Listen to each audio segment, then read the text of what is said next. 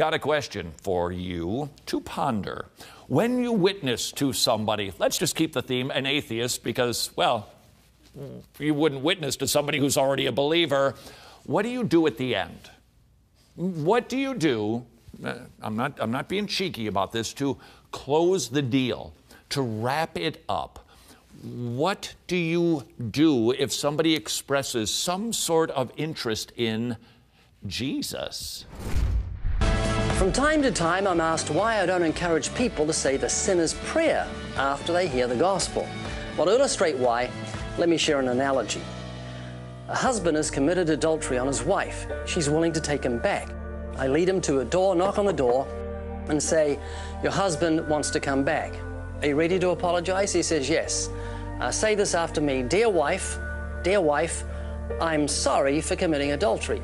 I'm sorry for committing adultery." That's ridiculous. To have to lead someone an apology, it should just spill from his heart.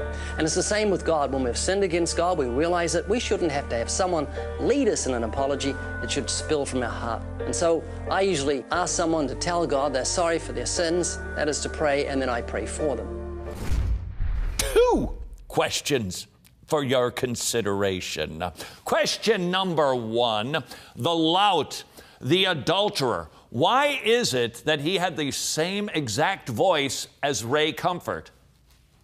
Solve that.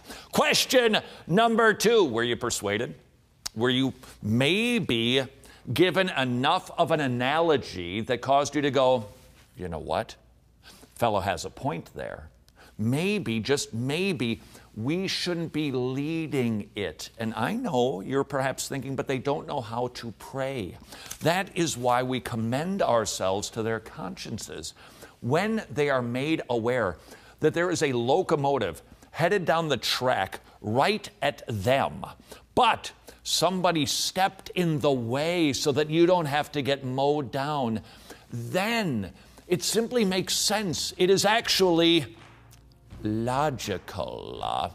Send your hate mail to Ray Comfort. He did the video, not me.